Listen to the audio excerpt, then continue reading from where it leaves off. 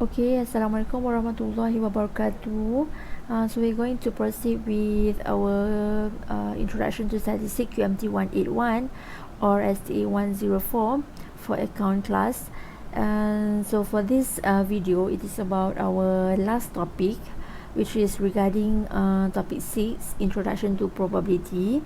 So for your information, in this chapter ataupun in this topic, we actually have a bit long explanation. So the first one is I'm going to divide it with two parts. So the first part is going to be this one.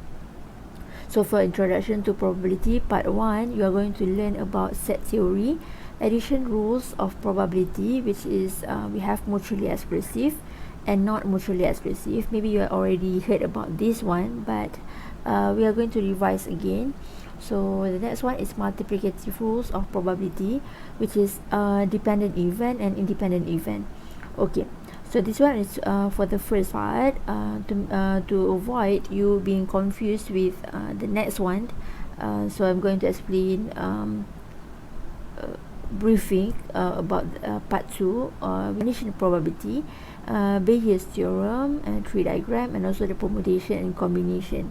Okay, so for this condition probability, it is related to the Bayes theorem, and then the last one baru kita masuk permutation and combination. Since permutation and combination for someone yang already take at maths in their secondary school might be able to understand this very well. So at the end of this topic, you should be able to understand the set theory, determine the sample space, and find the probability of an event, find the probability using addition rule, find the probability using multiplicative rule. So we are going to go through part 1 first, and then with the example, then baru masuk part 2. Okay, so let us proceed with probability. Before we are going to learn about the details on how to do or to find the probability, you need to know the basic concept as a revision. So probability is an analysis of the likelihood that an event will happen. We often encounter the concept of probability, which is about chance and opportunity in our daily life and conversation. Okay, one of the simple example is expression such as it will probability raining in the afternoon, or my chance of scoring A in statistics is high. So for this example, as you can see, normally in our daily life, we actually predict many different things.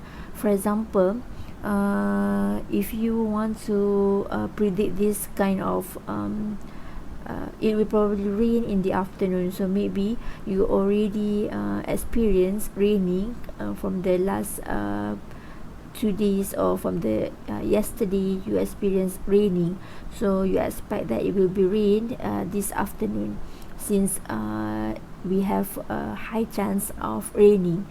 So dia macam you expect something, ataupun you predict, ataupun kita dah boleh predict yang mungkin akan raining untuk this afternoon, tengah hari ni, tetapi kita just boleh predict like that. Dia macam forecasting juga, but dalam forecasting dia lebih kepada macam time series data, yang mana dia berkaitan dengan data-data yang melibatkan masa dalam certain interval of time.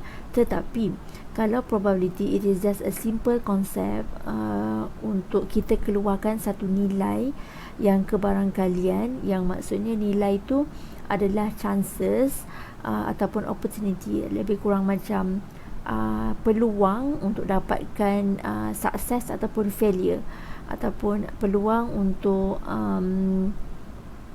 ataupun kita punya kebarangkalian, ataupun kita punya chances untuk dapatkan event yang successful. For example kan, contohnya my chance of scoring A in statistics is high. So kita expect ataupun kita predict yang kita punya statistik tu akan dapat A. Markahnya kita akan dapat A. So kenapa kita predict macam tu? Because kita dah tahu untuk test kita dapat berapa, untuk apa nama dia, quiz kita dapat berapa, For example, you already predict your project you will get berapa. So bila you dah dapat semua nilai-nilai markah ni, tinggal you kena score untuk final je. So when you score final, you akan dapat score A dalam statistik. Let's say macam tu lah. So maksudnya setiap satu benda yang kita expect ataupun kita nak predict ataupun kita fikir benda tu akan berlaku, kita boleh keluarkan satu nilai yang mana nilai tu in terms of kebarangkalian untuk sesuatu chances itu berlaku. Okay, kebarangkalian. Okay, so for this one, sebelum kita masuk kepada contoh, you need to know the basic concept of probability. So the first one is in terms of probability experiment. Okay, contoh yang paling senang adalah, saya bagi tahu sini, a chance process that lead to well-defined results called as outcome. So kita akan dapat satu result, namanya sebagai outcome. For example, process such as flipping a coin, ni adalah contoh yang pertama, rolling a die yang kedua, ataupun drawing a card from a deck yang ketiga. So flipping a coin, bila you baling duit shilling, so kebarangkalian untuk you dapat head ataupun tail. Dia ada dua je outcome, dua je result, sama ada you dapat head, kepala, ataupun you dapat tail. So based on these two outcome. And then the next one is bila you roll a die, bila you baling satu dadu, baling dadu ni kebarangkalian untuk dapatkan satu, kebarangkalian untuk dapatkan dua, kebarangkalian untuk dapatkan tiga pun ada chances. Semua peluang yang kita kemungkinan akan dapat. Dia macam lebih kepada anggaran lah, anggapan, ataupun you predict chances of being selected, macam tu lah. Okay, so in terms of outcome is actually like a result of a single trial of a probability experiment. So sample space, outcome ni result lah untuk sample space adalah lebih kepada macam sample tu apa yang akan keluar daripada event ataupun daripada peristiwa tersebut yang you buat tu. Contohnya macam you toss a die, you toss a coin. You toss a coin yang bermaksud you baling satu duit shilling ni. So kebarangkalian untuk dapatkan head dengan tail. Result tu sama ada you dapat head ataupun you dapat tail. So untuk sample space tu you are supposed to do, bila you baling coin, untuk sample space adalah S sama dengan, you kena buat macam ni lah, head and then comma, you kena buat tail. So this one adalah untuk sample space based on toss a coin. You baling coin tu, okay, toss a coin. And then the next one is sample space untuk bila you roll a die. Bila you roll a die, maksudnya you baling dadu tu, so kemungkinan you akan dapat sample space tu sama ada you boleh dapat satu, you boleh dapat dua. Semua outcome ni you boleh dapat sebenarnya. Okay, so that is how kita senaraikan untuk sample space. So sample space ni semua kemungkinan yang akan keluar bila you baling dadu tersebut. Okay, so the next one adalah sample space untuk true and false. So answer, so untuk you jawab, contohnya macam you ada apa, satu soalan and then you ada dua option sahaja, sama ada true ataupun false. So dua pilihan saja in terms of that one. Disebabkan itu kita ada sama ada jawapan kita adalah true and then the next one adalah jawapan kita adalah false. Okay, so ada dua sahaja kebarangkalian untuk you dapatkan answer, sama ada you dapat true ataupun you dapat false. That one ada namakan sebagai sample space. And then the next one adalah question, toss two coin. Bila you baling dua coin, kebarangkalian untuk you dapat head, tail, head, tail dengan tail. So macam ni, macam mana you nak tahu semua benda ni? Yang paling senang adalah bila you buat dalam bentuk table lah. So you buat head dengan tail, at the same time you buat head dengan you buat tail. Kalau dia dua sahaja event, maksudnya kan dua sahaja, apa nama dia, dua sahaja option, sama ada head ataupun tail, senanglah nak buat dalam bentuk table. So kebarangkalian you akan dapat head. So yang ni you kena buat dalam kurungan. Sebenarnya untuk jawapan ni kena buat dalam kurungan. Yang mana bila dia berpasangan, you kena buat dalam kurungan lah. So head, koma, and you akan dapat ni head, tail, and then kat sini you akan dapat tail, head, and then you akan dapat tail. Okay, so this is your outcome. Yang mana this outcome, bila you nak buat dalam bentuk sample space, you kena buat dalam bentuk curly bracket and then buat dalam dalam tu kena tulis balik lah your sample yang keluar ni outcome ni. So kita ada tail, head and lagi satu head, tail. Okay, tail. So based on this one, you akan dapat nilai ni lah. Okay, that is how you senaraikan sample space. Bila dia tanya macam mana keluarkan sample space based on that experiment, ataupun keluarkan sample space based on that situation. So based on that one, on how you keluarkan sample space adalah this method. Okay, you kena keluarkan S sama dengan dalam kurungan curly bracket ni ada dia punya outcome. Okay, outcome tu kena semua benda lah, semua benda yang kemungkinan akan dapatkan sebagai result. Okay, untuk event pula, subset of a sample space.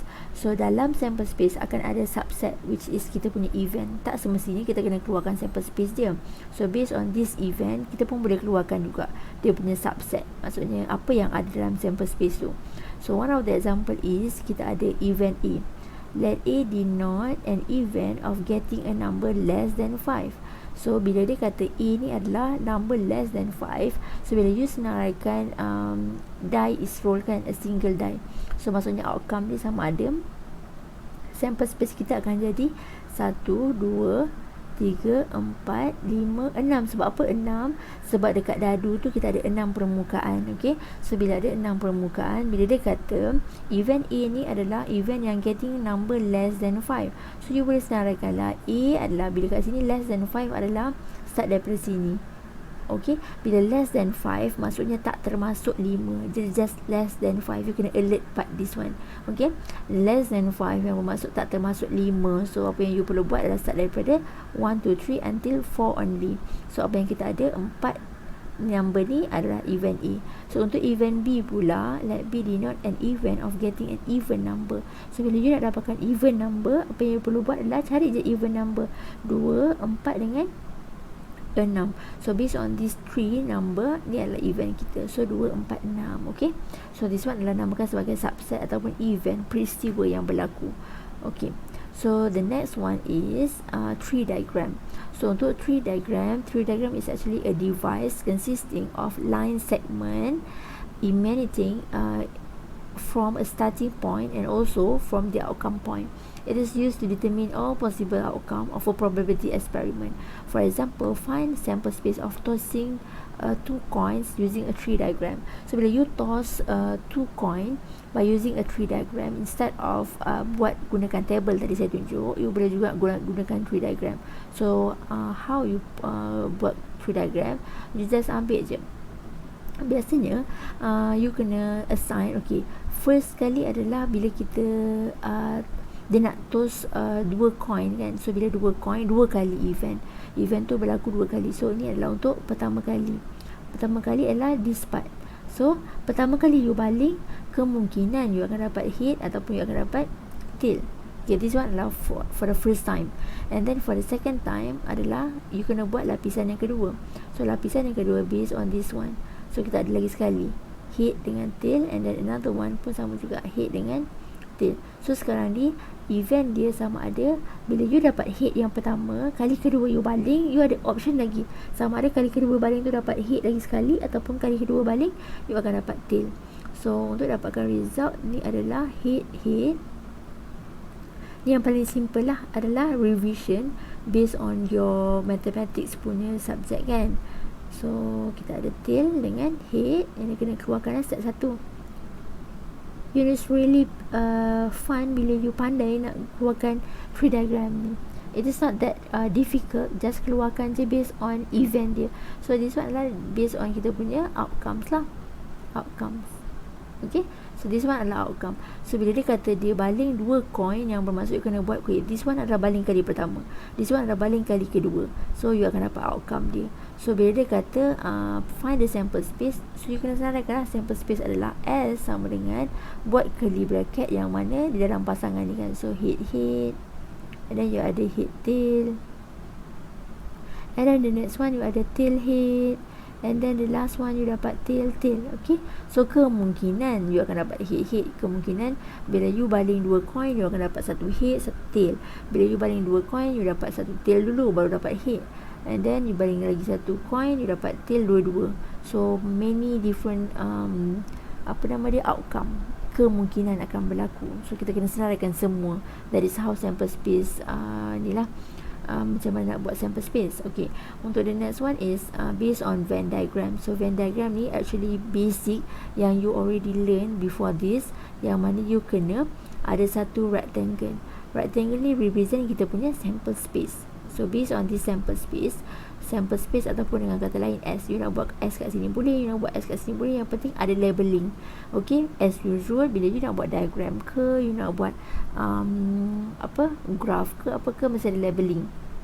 Okay, so either one lah, you nak buat S kat sini pun boleh, you nak buat S kat sini pun boleh. Okay, and then the sample space is represented by a rectangular, and then you akan ada event, while event are represented by region within a rectangle, usually by circle. Maksudnya dalam rectangle ni kita akan ada event. So event dia kita buat dalam bentuk circle. So ini contohnya event A. So kita ada juga event B, let's say macam tu.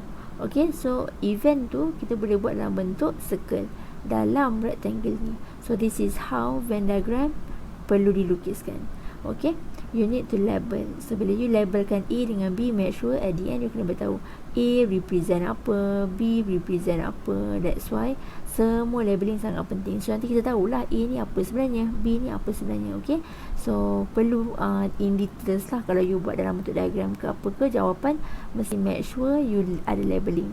Okay, so kita proceed dengan example. Okay, tapi sebelum example, saya nak tunjuk lagi beberapa sekejap. Ada lagi dua notes which is regarding kita punya, sebelum saya go through semua example. So the next one is review concept of probability. Kita ada, actually we have 3 different approach, but then basically you kena tahu 2 different approach yang penting lah. So saya tak nak mengelirukan, so saya terus masukkan 2 sahaja, which is the first one is based on classical approach, and then the next one is based on frequency approach. So 2 different types of things lah, classical approach dengan frequency approach. Dia macam lebih kurang macam you nak cari average. Bila you nak dapatkan average ataupun purata, apa yang you buat adalah macam gini. As you can see, purata adalah frekuensi. Berapa banyak frekuensi yang berlaku tu, you kena dividekan dengan semua. N ni mewakili sum of all frequency. Nampak tak? Sama je sebenarnya. Okay, sama je macam you belajar dalam describing the data, yang mana you keluarkan average purata. So untuk in terms of kebarangkalian ni sebenarnya adalah purata, yang mana you expect something happen untuk frekuensi ni, bagikan dengan semua. So you akan dapat in terms of probability lah, kebarangkalian untuk that one.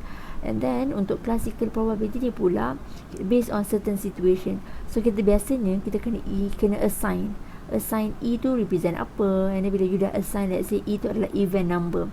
So even number contohnya. So bila even number, you kena senaraikan dulu apa even number dia tu. So let's say 2, 4, 6, 8. Okay, so bila you dah senaraikan even number, you baru boleh senaraikan dia punya NE. N ni represent kita punya bilangan. Okay, macam biasalah, you dah pernah tengok kot N ni kan. So bila dia kata NE, maksudnya bilangan kat dalam E ni ada berapa. Let's say kita ada 1, 2, 3, 4. So untuk NE ni kita ada 4. Nampak tak cara saya buat ni? Bila you nak kena senaraikan sampel, kalau yang ni dipanggil sebagai subset lah. Sebab kalau you buat S dah dikira sample space. So sekarang ni you just buat je E, yang mana bila you buat E, you senaraikan contohnya kat sini, saya buat even number. Contohnya kebarangkalian peristiwa tu berlaku, dia punya event adalah even number. So untuk E ni adalah even number. Let's say kalau dia adalah nombor genap, you senaraikanlah 2, 4, 6, 8 ni contoh je. So bila you dapat 2, 4, 6, 8 ni sebagai nombor genap, you kena keluarkan NE. NE ni bilangan. So untuk nilai E ni, subset E ni, berapa banyak bilangan dia, which is 1, 2, 3, 4. So kita ada 4. Koordinat NS ni pula adalah untuk bilangan sample space. Okay, sample space ni kena kira lah berapa banyak. Let's say sample space tu melibatkan 1 sampai 10 lah, let's say kan, 1 sampai 10. So kita ada 10 number lah, yang mana nak dapatkan kebarangkalian, you kena buat NE divide with NS, yang mana kita ada NE sama dengan 4 and then NS 10. So you boleh kecilkan lah. Kalau kebarangkalian, make sure you boleh kecilkan. So kita ambil 2/10. 5. This is how it going to be lah. Untuk classical probability, kita fokus kepada bilangan, sama juga macam frequency, but then yang this one adalah direct, yang selalu kita jumpa. Yang this one adalah jarang kita jumpa, but then kita boleh praktikkan lah. Not that difficult, tak berapa susah sangat pun. Okay, this one adalah example yang saya akan explain after this, and then we are going to go to complementary event. So instead of addition rule dengan multiplicative rule, kita juga ada complementary. Complementary ni tak ada masalah, just a simple one. Maksudnya complementary ni adalah complement, pelengkap, set pelengkap. Okay, untuk set pelengkap, let's say you ada dalam satu Venn diagram, kita ada event A, and then let's say ni adalah S kita lah. So untuk event A kita ada 3, and then kita ada tiba-tiba 4 kat sini kan. So bila dia kata apa dia set pelengkap untuk set A ni, apa dia set pelengkap untuk A ni. So bila dia kata apa set pelengkap untuk A adalah 4. So yang maksud selain daripada tu, set pelengkap ni lebih kepada selain daripada set tu, selain daripada set itu. Kira macam apa yang melengkapkan dia, apa yang complement event tu, apa yang melengkapkan event tu. Okay, sebab tu kat sini rule for complementary event adalah nak dapatkan yang complement, you kena ambil 1, minuskan dengan event tersebut. Contohnya ni E lah kan, ni E. So 1 minuskan dengan, contohnya kat sini ada 1. Tak boleh ambil 1 lah, event dia kebarangkalian. So maksudnya you kena keluarkan dari segi dia punya kebarangkalian. Kalau kebarangkalian you tak boleh ambil ni, kebarangkalian antara 0 sampai 1 sahaja. So dia mesti 0.5, 0.5, 0.4 ke 0.2, tak boleh lebih daripada 1. Bila you exceed 1, yang bermaksud adalah something wrong, yang you salah kat certain part tu. Okay, so for the formula, actually you need to do this lah. PE prime sama dengan 1 minus dengan PE. So untuk dapatkan probability untuk E pula, you kena buat 1 minus dengan PE prime selain daripada E lah. Okay, so nak dapatkan semua E, kena buat 1 minus dengan selain daripada E, kan. So kalau you nak dapatkan PE plus dengan P, so bila you tambahkan ni dengan tambah yang ni, kebarangkalian dia adalah 1. So untuk semua adalah 1.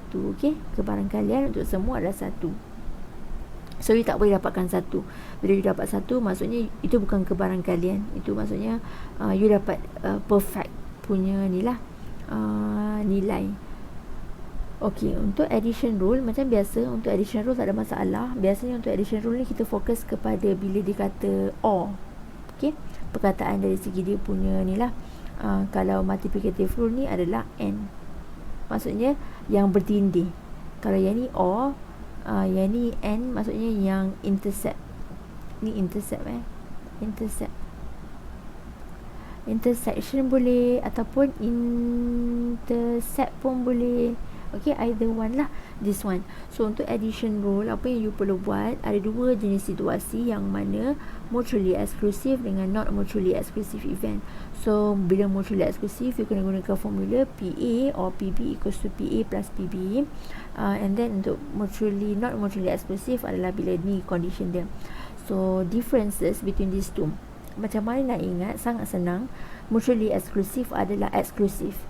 Bila you ingat perkataan eksklusif, eksklusif is actually macam eksklusif, dia mesti eksklusif lah, dia mesti satu je, dia mesti berdiri dengan sendiri, yang mana dia sangat-sangat eksklusif, dia tak boleh campur dengan orang lain. So that is how, apa yang kita panggil sebagai eksklusif. Bila you nak assign sesuatu event tu eksklusif, maksudnya tak ada benda yang sama antara 2 event tu. Tak boleh dua-dua event ni, event A dengan event B, peristiwa A dengan peristiwa B ni tak boleh berlaku serentak. Okey, maksud tak boleh berlaku serentak tu maksudnya dia eksklusif lah, dia seorang-seorang. Okey, kalau dia saja, A saja, B saja. That is why bila kita nak represent in terms of Venn diagram, this is how it looks like lah. So untuk A, you kena buat satu bulatan, and untuk B, you kena buat satu lagi bulatan. So this is how. And then you kena buat PA or B, you kena buat macam mana, tambahkan saja. Okay, untuk mutually exclusive, dia adalah eksklusif, yang bermaksud dia kena seorang-seorang je, dia tak boleh campur dengan orang lain. So that is why ini adalah formula dia. tak ada berlakunya pertindihan.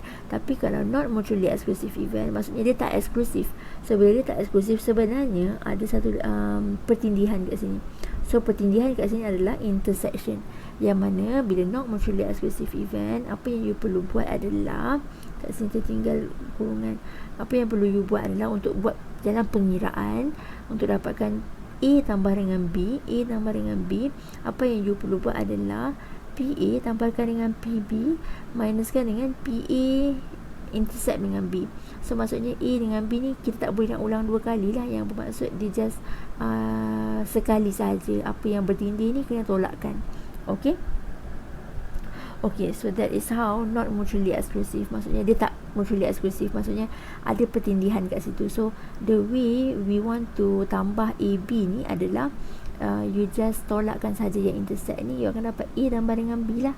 Sebenarnya dua-dua situasi ni adalah you tambahkan addition rule, dua-dua ni tambah. Tapi bila mutually exclusive, you tak boleh susah-susah nak tolak sebab dia dah asing dah siap-siap.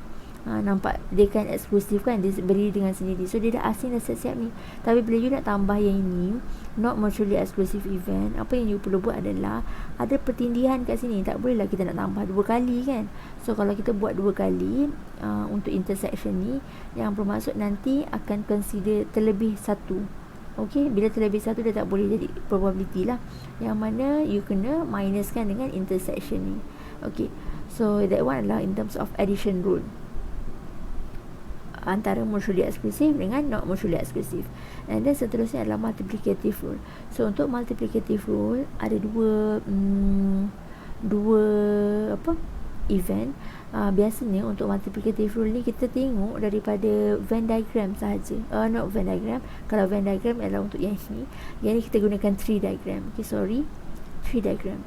So untuk tree diagram, bila you buatkan kebarangkalian yang mana probability A darabkan dengan probability B ni adalah independent event, yang bermaksud dia berdiri dengan sendiri.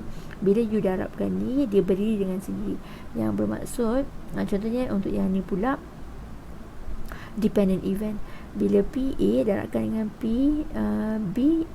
given A, yang bermaksud two event are said to be independent bila PA intercept dengan PB adalah equal to PA times dengan PB.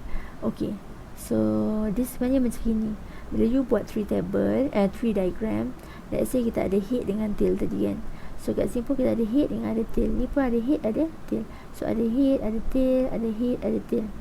So kebarangkalian yang dimasukkan dengan PA dengan PB. Okay, sekejap lah. Okay, boleh kita ambil contoh ni je. So maksudnya let's say lah event head ni adalah A, ni adalah B, ni adalah A, kita gantilah A, B, senang sikit kan, nak faham kan. So ni adalah B.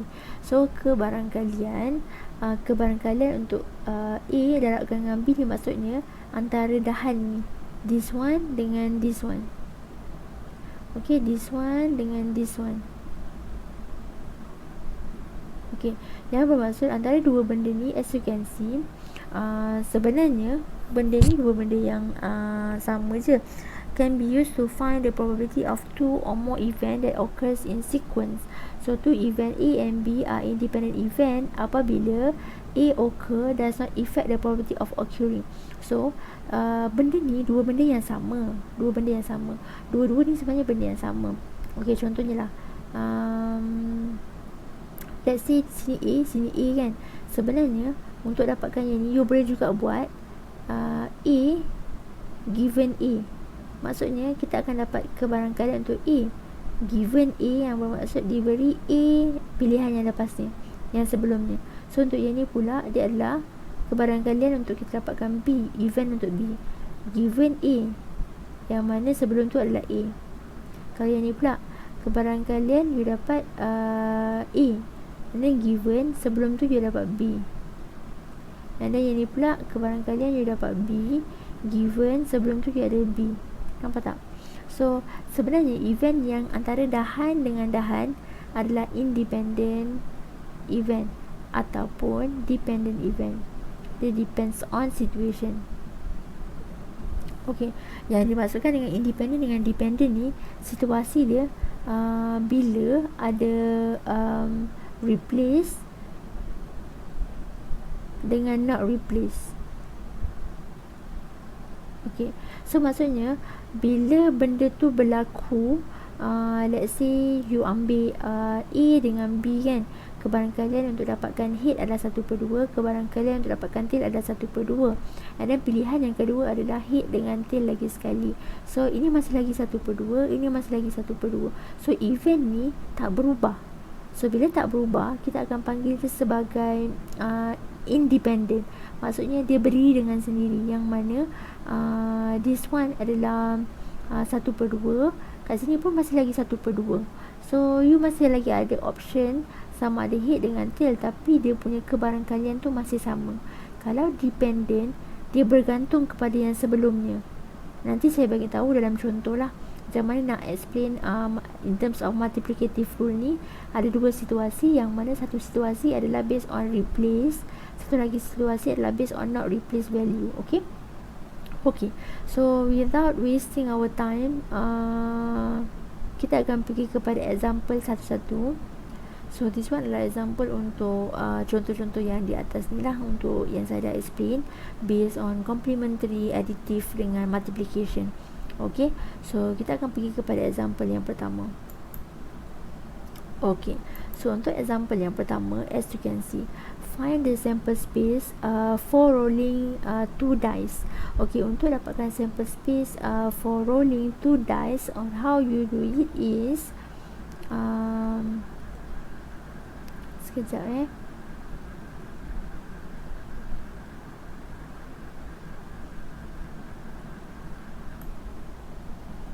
Okay, so for example 6.1,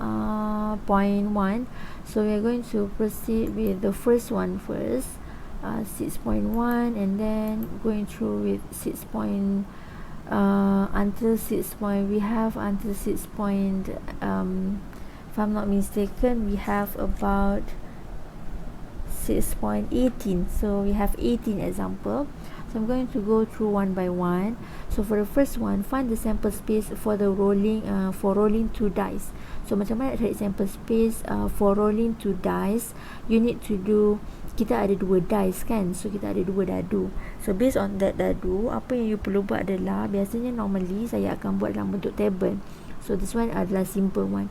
So you akan expect kita ada 1, 2, 3, 4, 5, 6. So untuk die ni, you buat je dalam bentuk yang macam ni. And then another one is 1, 2, 3, 4, 5, 6. So based on this one, kita akan dapat result yang pertama 1, 1. Yang ni 1, 2. So saya akan pergi by row lah. 1, 3, 1, 4, 1, 5, 1, 6. And then the next one adalah 2, 1, 2, 2, 2, 3, 2, 4, 2, 5 dengan 2, 6. So bila you nak kena buat sample space, you kena buat semua ni, you kena buat sampailah 6, 6. Yang mana cara yang nak buat tu adalah, bila you dah tahu kan, dah buat satu table macam ni, kita dapat dah bentuk dia. Apa yang perlu you teruskan adalah buat je in term of S. Kan saya dah cakap kan, nak buat sample space kena buat yang ni. So senaraikan ni 1, 1, and then 1, 2, 1, 3, 1, 4. You tak boleh buat dalam table ni. Table ni boleh in terms of pengiraan, tapi in terms of sample space mesti nak kena tulis mengikut format dia. So mesti ada S equal to, ini jawapan dia, until 6, 6. Okay, so ini adalah cara macam mana you nak buat sample space untuk yang first one, 6.1. And then the next one is find the sample space by tossing 3 coins. So untuk tossing 3 coins 3 kali, betul tak? So kalau 3 kali, kalau macam gini 2 kali sahaja event, senang sahaja. Maksudnya ada 2 coin sahaja. Kalau ada 3 kali, automatic you boleh try untuk menggunakan apa nama dia? Try untuk menggunakan kita punya tree diagram. So bila cara nak gunakan tree diagram, ini adalah one time, satu kali. So untuk permulaan, untuk kita tossing 3 coins permulaan. Coin yang pertama adalah kita akan dapat head, tail. Okay, coin yang kedua maksudnya 2 kali. sama ada lepas you dapat head, you dapat head tail balik. Ni head dengan tail, and then ini yang kali kedua, and then kali yang ketiga pula you buat dapat lagi head dengan tail. Okay, head dengan tail, ini kemungkinan akan dapat head tail lagi. So 3 kali peristiwa tu you kena ulang, head dengan tail. So mesti ada outcome dia. Untuk yang ni head, head, head. Okay, so untuk ini pula head, head, tail, and then untuk yang ni head, tail, head. Make sure buat dalam kurungan sebab kita nak 3 kali. So macam mana cara nak buat sample space? You just buat je ikut format macam S ni. So buatlah in term of S. Yang ni saya senaraikan dululah. You buat sendiri. H, T, T. Ni kita ada T, head dengan head.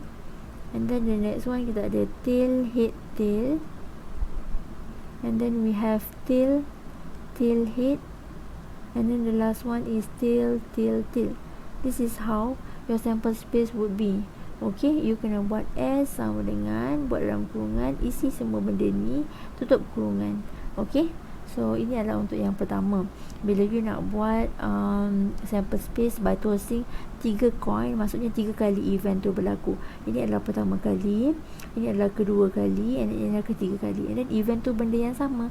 Bila you nak baling coin, yang bermaksud sama ada you baling head, you akan dapat head ataupun tail. And then kali kedua baling, dapat benda yang sama juga kan, sebab you baling benda yang sama. Okay, so the next one is based on 6.3. Find the sample space of tossing a coin and a die simultaneously. Maksudnya dia nak baling coin dengan die. So dua situation yang berbeza. Kalau coin dengan die macam ni, saya lebih prefer sebab dua sahaja peristiwa. Maksudnya dua coin dengan die kan. So maksudnya you boleh buat in term of die, which is 1, 2, 3, 4, 5, 6 dadu. Okay, kita ada dadu dengan kita ada head dengan tail. Macam tu saja. So macam mana nak buat sample space? You kena keluarkan kat sini, kita dapat head dengan 1. Sama ada you baling, you akan dapat head, you akan dapat 2. Baling you dapat head, you akan dapat 3. Baling you dapat head, you akan dapat 4. Baling you dapat head, you akan dapat 5. Baling you dapat head, you akan dapat 6. Okay, and then the next one, you baling you dapat tail pula. Okay, kemungkinan you dapat 1. And then you baling tail, you akan dapat 2 pula. And then you baling tail, you dapat 3. Baling tail, you dapat 4. Baling tail, you akan dapat 5. And then baling lagi sekali, you dapat tail. And then the second one, you dapat 6 pula. And then this one ada sample spacing. So you buat S sama dengan buat dalam kurungan, masukkan benda ni, and then you buat tutup kurungan. So this is how sample space is going to be lah. Okay, for 6.3. Okay, so sebab kita gabungkan antara dua event sahaja, yang mana dua peristiwa. Peristiwa yang pertama adalah based on kita punya dadu. Peristiwa yang kedua based on kita punya coin. Ataupun peristiwa pertama adalah you baling dadu dulu, baru you baling coin. So yang ni dia cakap coin dulu baru dadu kan. So maksudnya you kena buat coin dulu lah, head dulu. Head, nampak tak? And then baru buat tail.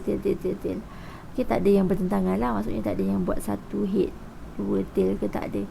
Okay, so the next one is find the sample space for the gender. Find the sample space for the gender of children if a family has 3 children. Use B for boy and G for girl. Okay, so for that one, apa yang you perlu buat adalah you just ambil saja. Let's say kita nak boy dengan girl kan. So dia kata kat sini 3 children. So 3 children, pilihan yang pertama macam kita buat head dengan tail tadi, sama ada you dapat boy ataupun you dapat girl. So this adalah anak yang pertama, satu kali, sama ada you dapat boy ataupun you dapat girl. Jadi anak yang kedua, sama ada boy ataupun girl lagi sekali. Betul tak? Anak yang kedua, boy ataupun girl lagi sekali. Sebab apa buat dua-dua? Sebab kemungkinan yang pertama boy, kalau tiba-tiba yang pertama tu girl, you kena proceed kepada pokok yang ni. Okay, dahannya ni. And then tengok anak yang ketiga pula. So anak yang ketiga pun sama juga. Ada 2 pilihan je, mana ada pilihan lain kan. So boy dengan girl. So dia pun sama juga, boy dengan girl. And ni pun sama juga, boy, and then you dapat girl. And then the next one is boy and girl juga. Okay, based on this pohon ataupun tree diagram, you boleh keluarkan outcome. So you dapat boy, boy, boy. Macam biasalah you boleh keluarkan boy, boy, girl. Ni adalah basic tree diagram. Sebelum kita masuk Bayes theorem, you kena fahamkan dulu basic dia. Boy, girl, boy, and then kita akan dapat boy, girl, girl. And then kita masuk girl, boy, boy. And then this one adalah girl, boy, girl. Nampak tak? Girl, boy, girl. So yang this one adalah girl, girl, boy. And then this one adalah girl, girl, girl. So event, kalau disuruh senaraikan sample space, you kena senaraikan semua benda ni. Okay, make sure buat dalam kurungan sebab dia adalah pasangan dia. Okay, so based on this one, soalan nak find the sample space. So you ambil je S sama dengan buat dalam kurungan macam ni. Okay, atas dengan bawah sekali. Okay, so that one adalah untuk 6.4. Okay, dan kita proceed dengan the next one. Sorry.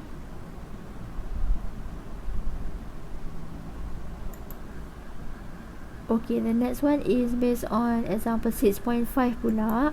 So in a survey of 40 students is a class, 10 were fond of having pineapple juice, and then 15 were fond of having orange juice, and 7 like to have both pineapple as well as orange juice.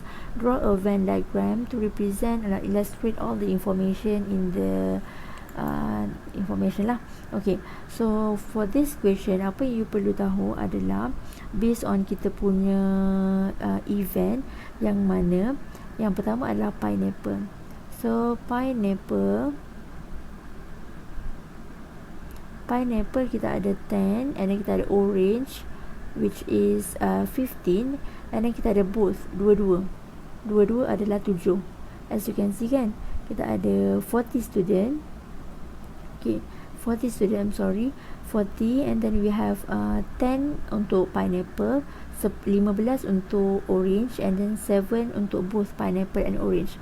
So the way on how to use Venn diagram ataupun to illustrate by using a Venn diagram, apa yang you perlu buat adalah buat satu rectangle like what I said earlier. Kita ada satu rectangle. So based on this rectangle, you kena buat S kat tepi tu, which is represent by sample. At the same time, kita ada P. So you kena buatlah sikit kat sini. Point dia adalah P represent pineapple, and then another one is O represent orange juice. Okay, and then so kita bolehlah buat. So event yang kita ada dua. Ada dia kata ada both yang suka dua-dua. So maksudnya event tu mesti bercantum. So kita ada P and ada O dalam masa yang sama. Apa yang sama tu you kena buat dulu. Okay, let's say 7 kan. So ni dulu, and then buat 7 dulu. Okay, bila you dah buat 7, barulah you buat kat sini. Kat sini adalah 10 tolak dengan 7, you akan dapat 3. And then untuk this part, you kena buat orange kan, 15 tolakkan dengan 7, you akan dapat 8. Okay, so this is how the Venn diagram. So untuk this one, you kena make sure buat dulu both. Kalau ada yang kat luar ataupun untuk complementary ni, you kena buat yang kat luar dulu. Let's say kat luar ni dia kata yang tak suka semua ni, yang tak suka pineapple dengan tak suka orange.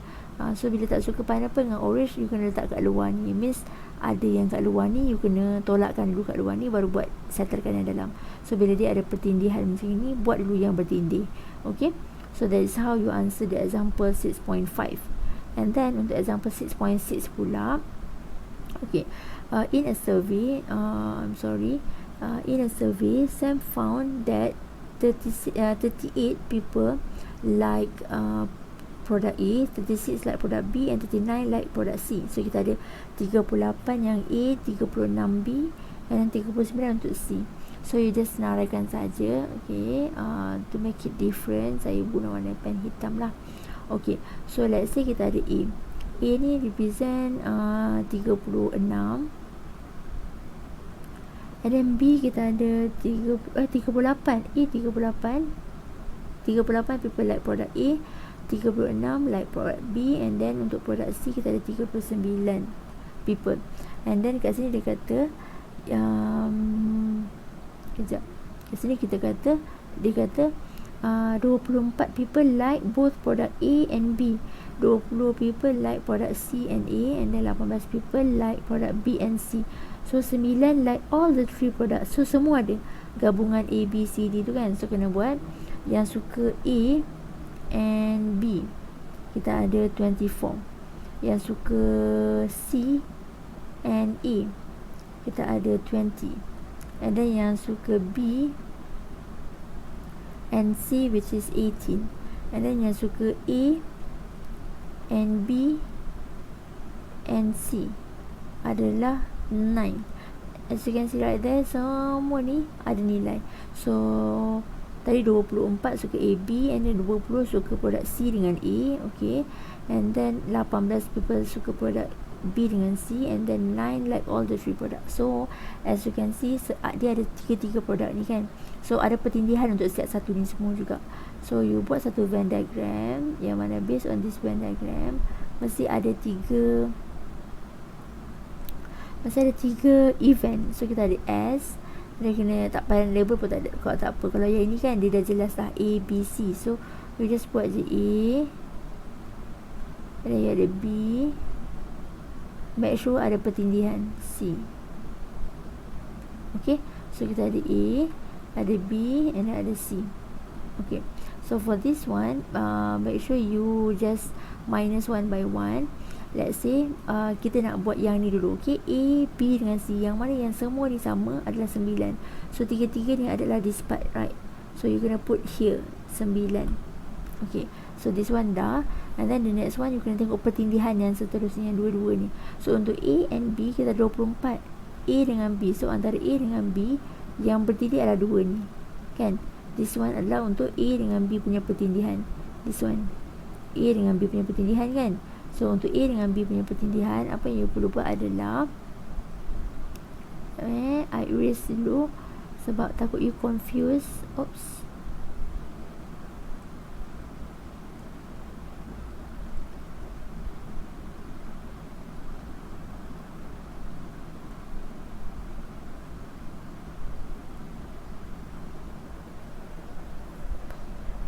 Okay, so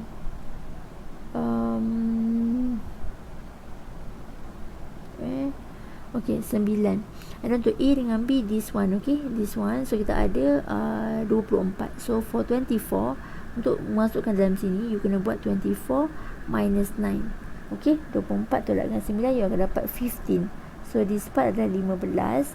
And then this one dah. And then C dengan A, untuk C dengan A ni yang bertindih adalah 20. So 20 kena tolakkan dengan 9. This one 20 tolakkan dengan 9. So untuk 20 tolak 9, you akan dapat 11. And then untuk this part adalah C dengan B, kan? So untuk B dengan C 18. So 18 kena tolakkan dengan 9. So you akan dapat 9 this part. Okay, 9, 9, 18. So untuk tengah-tengah ni semua dah dapat dah. So bila you dah dapat tengah-tengah ni, you boleh dapat nilai untuk yang A yang selebihnya pula. So untuk A pula, jumlah A adalah 38. So 38 minuskan dengan 15, minuskan dengan 9, minuskan dengan 11, you akan dapat 3 kat this part. Okay, sama juga macam B, 36. So untuk B 36, apa yang perlu buat? 36 tolakkan dengan 15, tolakkan dengan 9, tolakkan dengan 9. So you akan dapat 3 juga. Okay, sebab apa? Untuk dapatkan nilai B ni 36 ni, apa yang you perlu buat adalah semua ni 36. So kalau dah dapat 15, 9, 9, tinggal berapa yang ni, kan? So sebab tu kena tolak. Okay, so make sure you understand lah this part. So untuk 39 pula, 39 untuk C. So jumlah semua ni mesti 39. So 39 tolakkan dengan ni, tolak dengan ni, 99 tolakkan dengan 11, you akan dapat 10 this part. Okay, so this one adalah final answer untuk how to illustrate the information given below by using a Venn diagram. Okay, so for example 6.6 in jawapan dia lah.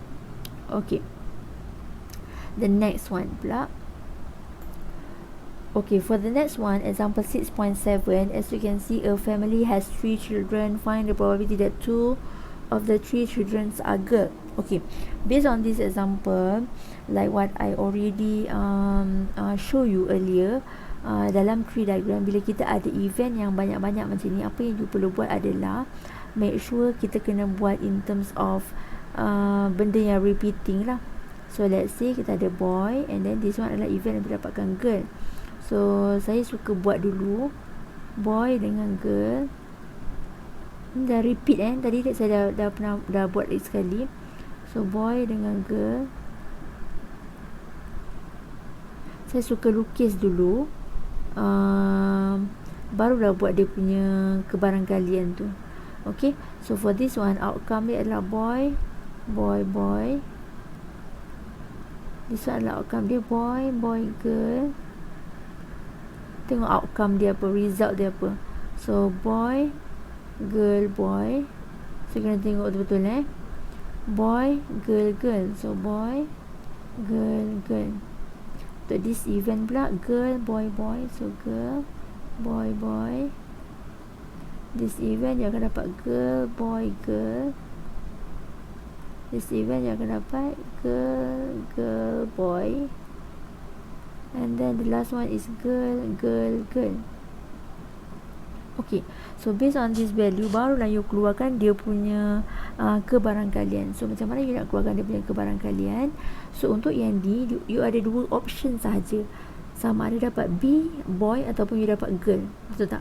So untuk this one, as you can see, dia kata cari kebarangkalian that two of the children are girl. Sama ada dua kebarangkalian, dua anak tersebut adalah perempuan. So kebarangkalian yang kita nak adalah this one adalah the first one. Nampak tak ada dua girl kan? Ataupun kita boleh jadi juga ni, yang orang anak pertama adalah girl, anak kedua boy, tiba-tiba anak yang ketiga pun girl juga. Okay, so ataupun you dapat girl, girl, boy, anak pertama dengan kedua. So susunan dia lain yang menyebabkan you kena ambil pick semua benda ni. Okay, so untuk kebarangkalian pula, kita ada dua je pilihan, sama ada you dapat boy ataupun you dapat girl. So maksudnya untuk dapatkan boy, dia adalah satu daripada dua pilihan. Untuk dapatkan girl pun sama juga, satu daripada dua pilihan. So bila yang seterusnya pun sama juga, sama ada satu daripada dua pilihan, satu daripada dua pilihan. So repeated juga. Jadi kat sini namanya adalah independent event. So maksudnya independent tu adalah dia berdiri dengan sendiri.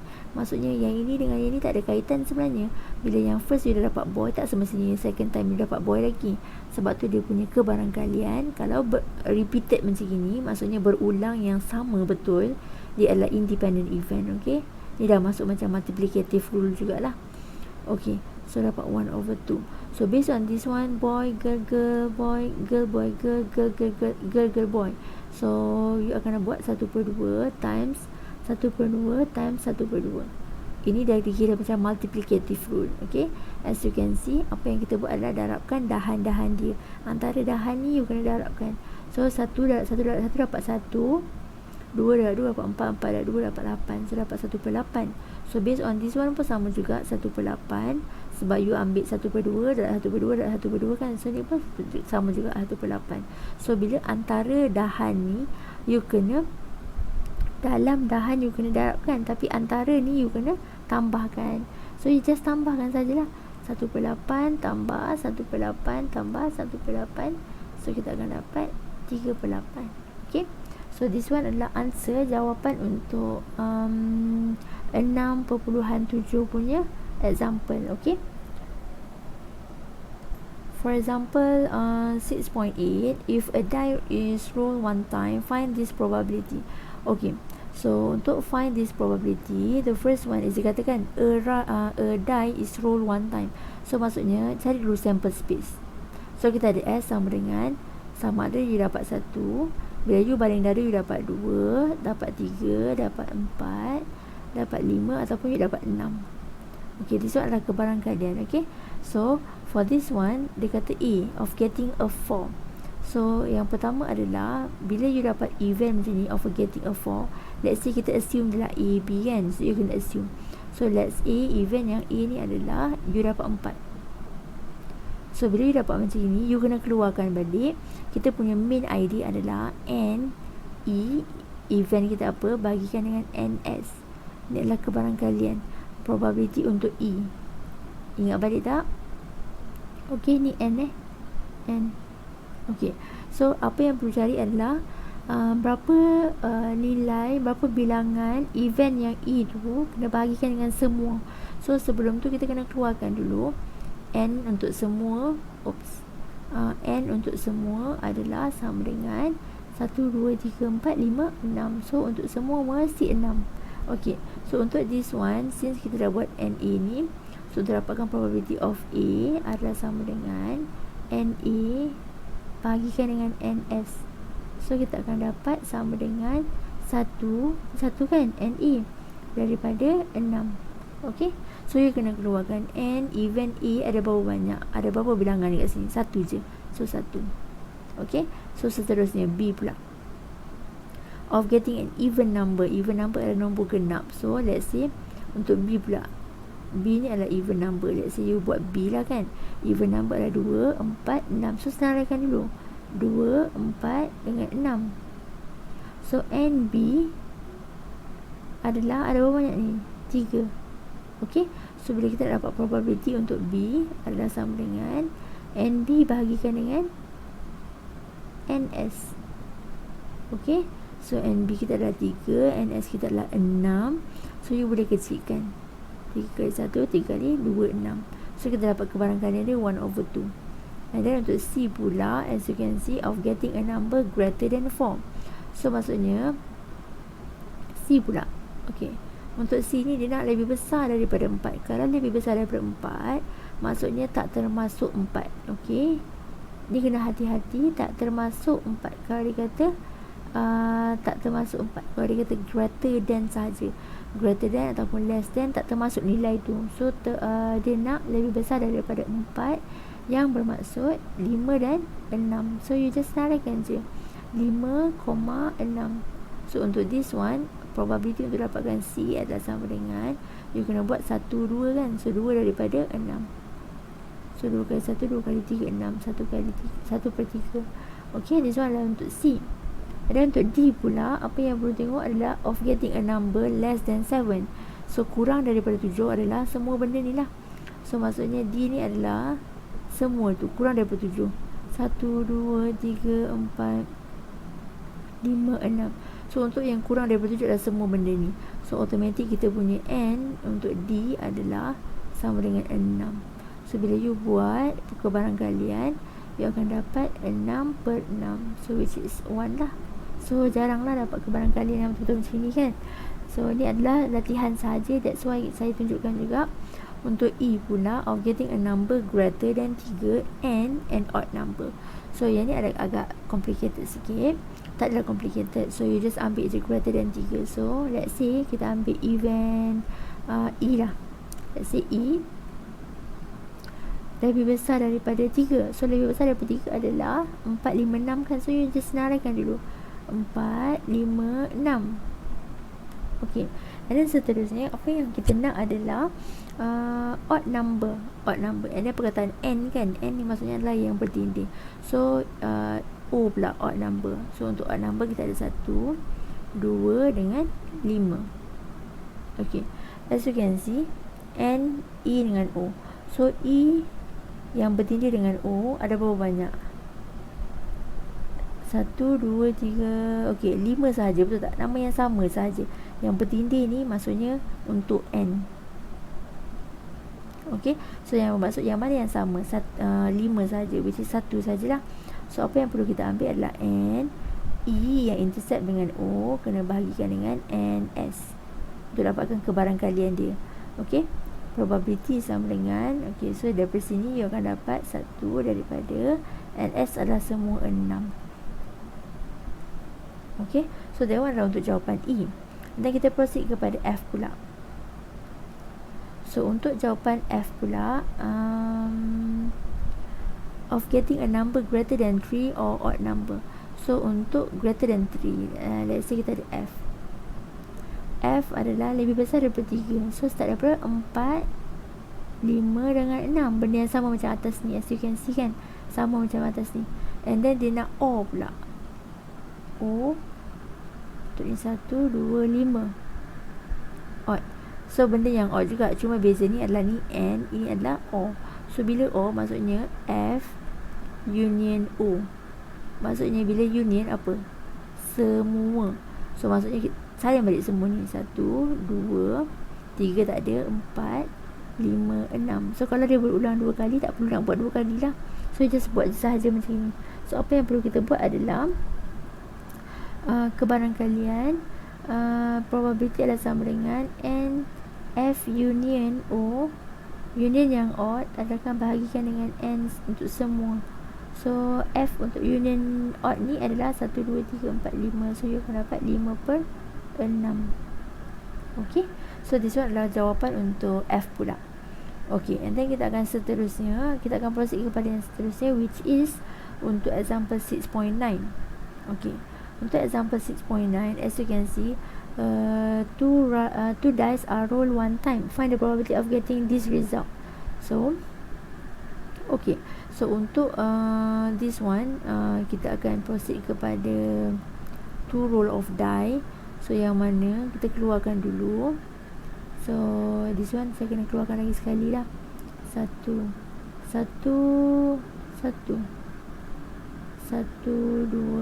ni kena keluarkan ya. 1 2 3 4 5 6. 1 2 3 4 5 6. So 1 3 ni saya kena buat dulu.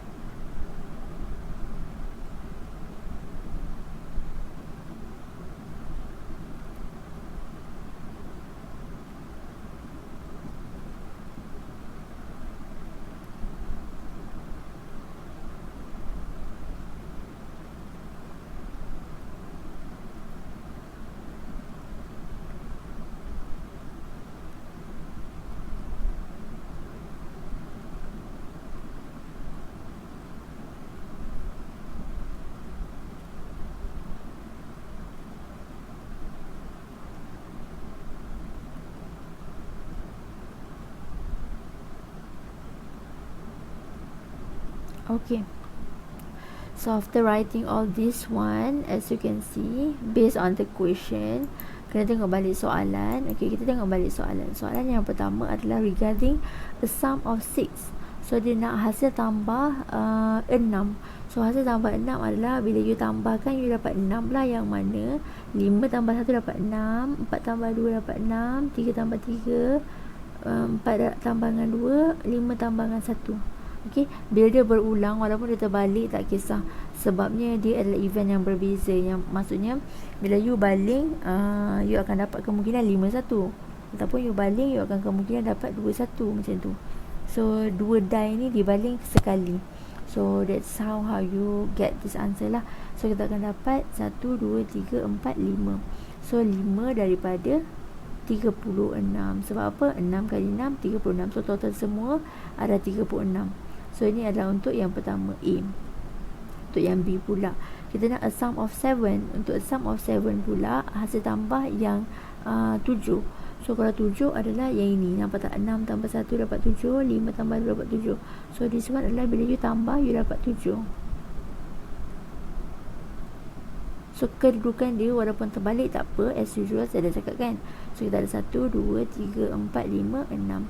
So 6 daripada 36, yang bermaksud 6 kali 1, 6 kali 6, 36. So you akan dapat kebarangkalian 1/6. Okay, the next one is a sum greater than 9. So kalau dia kata greater than 9, yang bermaksud dia adalah lebih besar daripada 9. Jadi a sum semua adalah hasil tambah, you kena tambahkan. So hasil tambah dia mesti lebih besar atau daripada 9. So tak termasuk 9 lah. Jadi kita akan start dengan lebih besar daripada 10. 6 tambah 1 6, 7 8 9 10. So this one ni 6 10 kan, 5 tambah 5 10, 6 tambah 4 10. So dia nak lebih besar daripada 9 sahaja. Yang bermaksud ini pun termasuk lah 11 dan 12. Okey, so dia nak lebih besar kan, 1, 2, 3, 4, 5, 6. So kita ada untuk C ni adalah 6 per 36. So 6 kali 1, 6 kali 6, 36. So akan dapat balik 1/6. Okay, so this one adalah based on kita punya a sum that is greater than 9, lebih besar daripada 9. So maksudnya 9, 10, 10, 11 dan 12. Okay, so kita ada this one lah. Okay, the next one is bila you ambil D pula. Okay, untuk D ni pula kita ada what color else? Hitam balik lah. Okay. Untuk D adalah a sum less than or equal to 4. So maksudnya dia nak kebarangkalian kurang daripada ataupun sama dengan 4. So termasuk 4 lah kan. So kita nak ambil, saya highlight lah, kita nak ambil kurang daripada less than ataupun equal to 4. So kita ambil yang 4. 3 tambah 1 dapat 4 kan. So this one 2 tambah 2 dapat 4, 3 tambah 1 dapat 4. So dia nak equal to 4 dengan less than 4. So ini adalah 4, dia nak less than 4. So this one lah. Okay, so kita ada 3, 1, 2, 2 ni 4, 1, 2, 2, 1, 2. Okay, based on that value you can keluarkan dia punya nilai 1, 2, 3, 4, 5, 6. So daripada situ 6 per 36, lagi sekali kita akan dapat 1/6. Okay, this is how you keluarkan kebarangkalian based on 2 dice roll 1 time. Okay, example 9, 6.9. Okay, so let us proceed with the next example, which is example 6.10. Okay, so the next one is example 6.1 6.10. So use a Venn diagram below to answer the following question, also given NS equals to 120. So compute PF, compute P, G or H. Okay, this one lah, semua disuruh compute. So based on this Venn diagram, apa you perlu keluarkan adalah, kita boleh tengok lah example yang pertama. So untuk yang pertama dia nak P F. So probability of PF yang mana you just keluarkan saja based on this Venn diagram.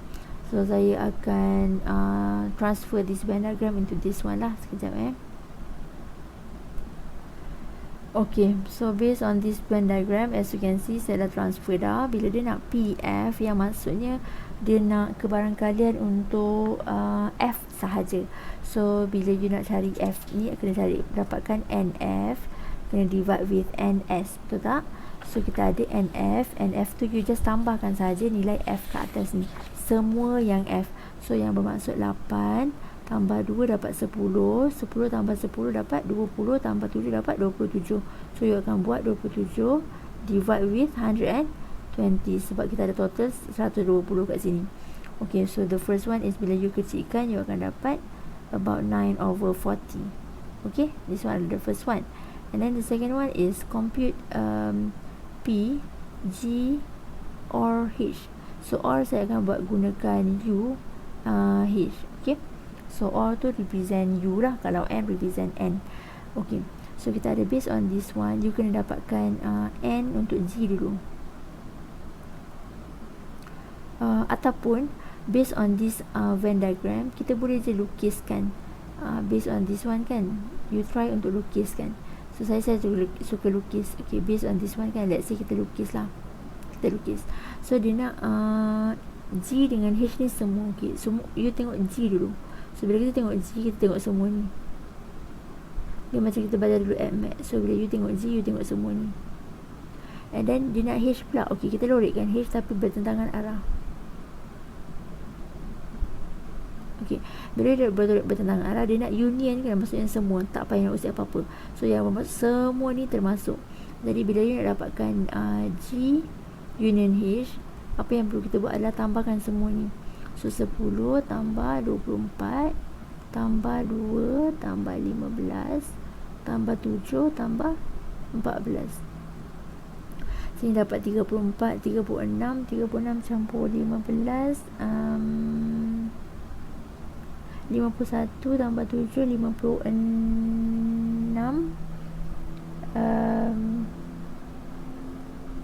58 dan tambah 14 you akan dapat 72. Okay, so N G union H adalah sama dengan 72. So nak dapatkan kebarangkalian G union H adalah sama dengan 72, you divide with 120. So you akan dapat about 3/5. So this one adalah based on kita punya B.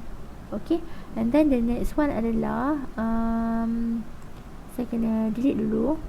So the next one is bila you nak, kalau kita gunakan Venn diagram, it is easy for us to lukis at that at that Venn diagram untuk represent kita punya nilai yang kita nak. Okay, dan seterusnya adalah C, compute P, F, N, G. So let's say you ambil F, N, G kan, so maksudnya F, N, G yang bermaksud you lorek dulu F. Okay, kita lorek F. Okay, bila kita dah lorek F, semua F sahaja, and then you lorek G pula bertentangan arah. So bila you lorek F dengan G yang bertentangan arah, N ni represent yang bertindih. So yang bertindih adalah this part sahaja. As you can see, stand dengan 2. So apa yang perlu kita buat adalah N F intercept dengan G adalah sama dengan 10 tambah dengan 2. So we will have 12. Okay, so based on this value, you boleh dapatkan nilai untuk C. P, probability of F intercept dengan G, you akan dapat jawapan 12/120. So yang maksud 1/10. Okay, so this one adalah part untuk kita punya C, yang bermaksud dia based on kita punya F and G, which is the probability lah. Okay, so the next one is kita punya nilai for this one, selain daripada G, selain daripada F dan selain daripada H. Okay, so the first one is I really like to for you to highlight pun tak ada masalah. So let's say kita ada selain daripada F dulu. Okay, so you just lorek kan, selain daripada F adalah, let's see, selain daripada F, sini F, so selain daripada F adalah semua benda ni.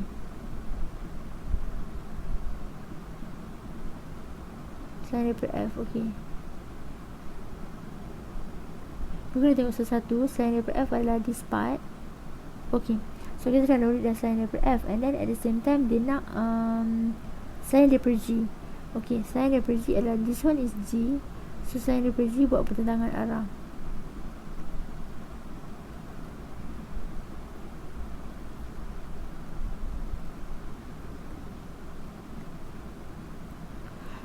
Selain daripada G, nampak tak selain daripada G, and then kita nak selain daripada H. Selain daripada H, this one adalah H. Selain daripada H adalah this part.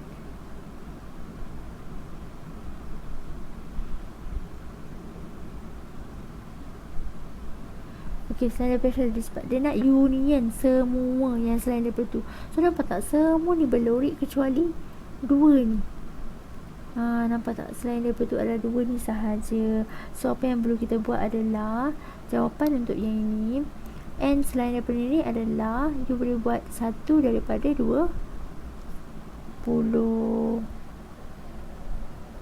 1 daripada 120 lah kan. So this one adalah the answer.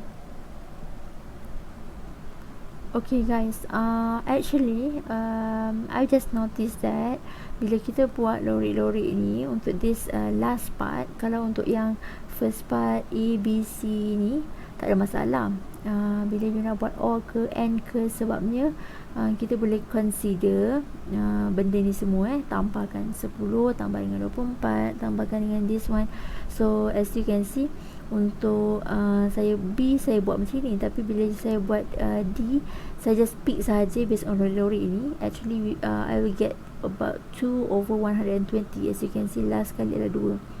Tapi bila buat manually, let's say kita try buat manually, sebab bila saya kira balik, total semua adalah 120.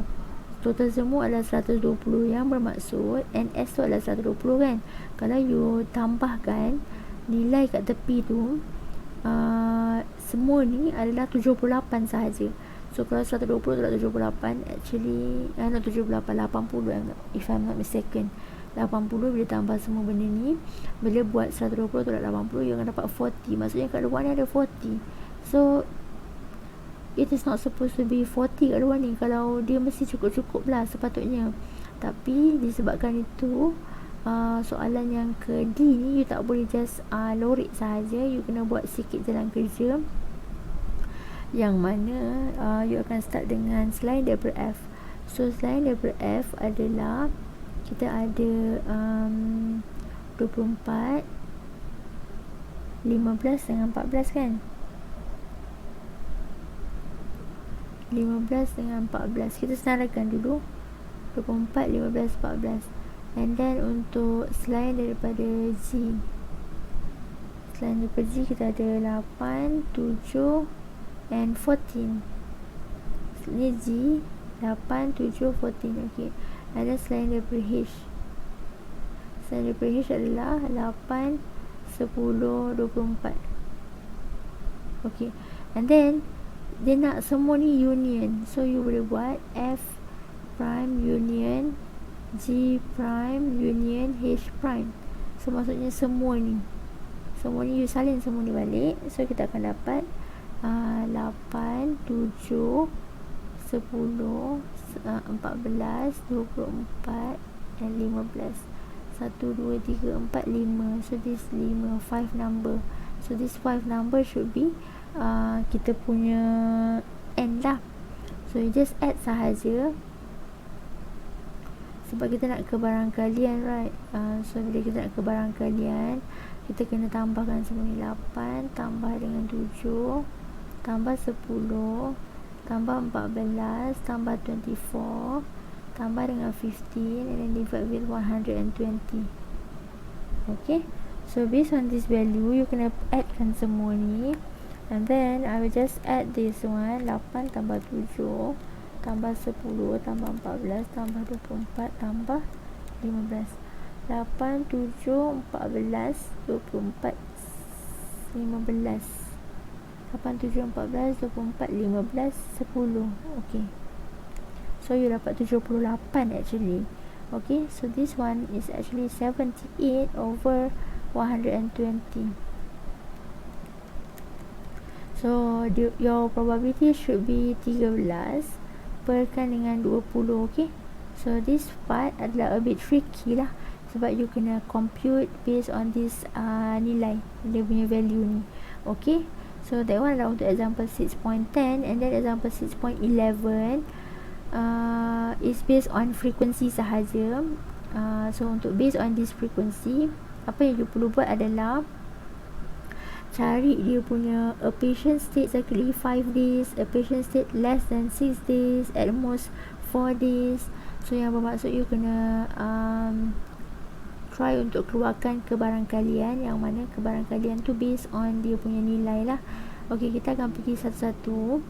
For this one, this video is a bit longer because of the calculation. So kalau you ingat lagi, saya ada bagi tahu frequency punya kebarangkalian punya method approach. So we have two different approach kan, classical dengan classical and frequency approach untuk find probability. So untuk classical kita dah cari tadi, which is based on Venn diagram ni kan, ataupun untuk previous soalan lagi kita ada buat yang N event bahagikan dengan NS kan. Kebanyakannya kita gunakan benda ni. You kena kira dia punya event dengan total semualah. Okay, so for the next one is actually you need to find frequency. So this one saya cakap macam average kan. So bila dia macam average, you just ambil sahaja nilai tersebut. Contohnya dia nak a patient state exactly 5 days. So apa yang you perlu buat adalah apa nama dia, let's say X event you kena assign. So jap, you kena assign macam ni. X adalah patient stay at hospital. Okay, so probability of X exactly 5. You boleh buat macam ni. Okay, so adalah sama dengan, so yang mana you just ambil je frekuensi, bahagikan dengan total semua. So sebelum tu kena dapatkan dululah total semua n adalah sama dengan berapa, kan f bahagikan dengan n kan, this one formula untuk frekuensi punya approach.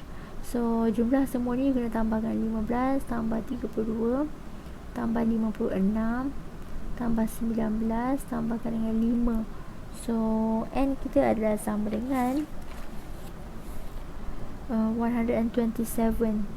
Okay, make sure you just calculate again berapa banyak dia punya hasil tambah.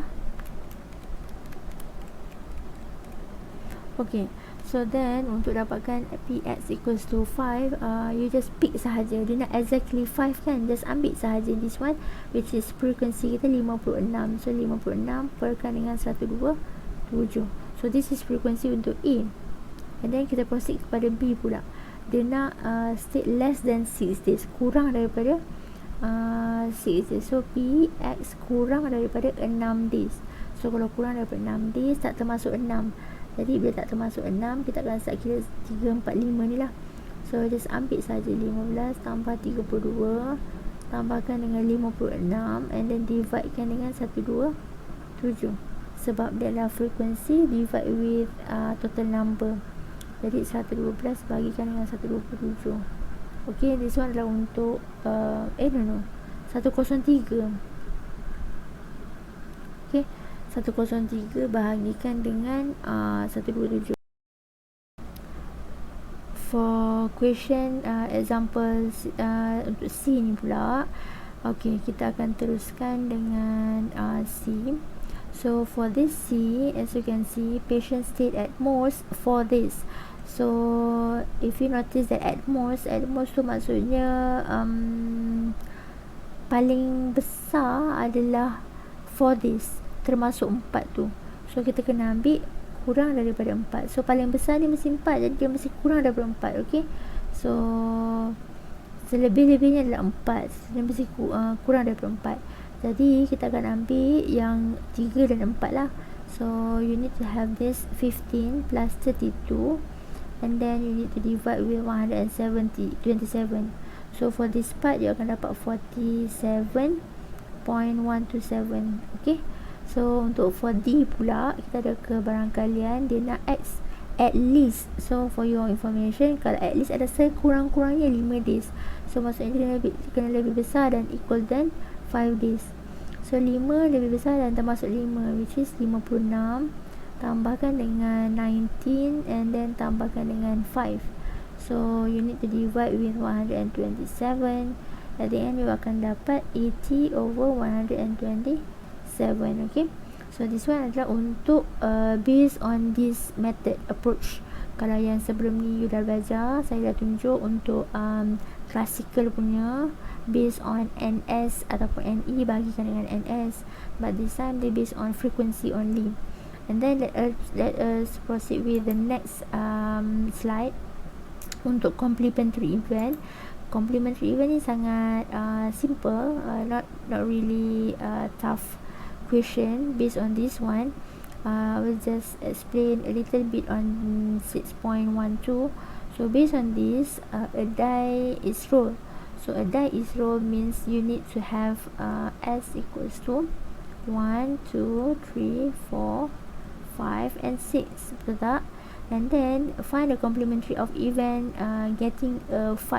So event yang dia nak adalah getting 5. So dia nak complementary daripada E ni, which is selain daripada 5 adalah 1, 2, 3, 4 dan 6. Okay, so bila dia nak cari complementary of event getting a 5, yang bermaksud this one lah. Kalau dia nak kebarangkalian, apa yang perlu buat adalah kebarangkalian untuk E prime adalah sama dengan, so kita kena ada N E prime which is selain daripada E and then divide with NS. So kita dah tahu dah selain daripada E adalah 1, 2, 3, 4, 5. So we have 5 over NS which is 6. So kita ada 5 over 6 as our probability. Kalau dia nak probability untuk dapatkan event E, you boleh cakap sama dengan 1 over 6. As you can see, we have NE is equals to 1. Okay, so NE over NS, S kita adalah 6. So we will get this kind of probability lah. Okay, so I'm going to proceed with the addition rule. Okay, so for addition rule,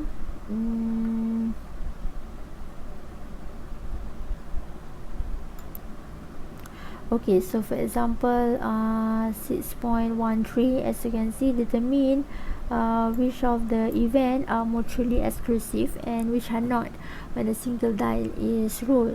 So the first one is getting an odd number and getting an even number. So like what I said earlier, kalau kita nak detect sama ada dia adalah mutually exclusive ataupun tak, mutually exclusive event, apa yang you perlu tahu adalah eksklusif ni adalah dia berdiri dengan sendiri. So sesuatu event tu takkan berlaku serentak, barulah dia mutually exclusive. Okay, so for the first one, getting an odd number and getting an even number, as you can see, odd number, nombor-nombor yang berbentuk nombor ganjil, 1, 3, kita ada 5, kita ada 7, and then kita ada 9 dan 11 dan sebagainya. So nombor-nombor yang ganjil ni dalam masa yang sama, and nombor even number, so even number ada 2, 4, 6, 8. So based on this one, as you can see, sama tak? Ada tak event yang clash? So for me, I don't see any event yang clash. So yang bermaksud kalau dia odd, dia odd, kalau dia even, dia even. So that is why A adalah mutually exclusive event.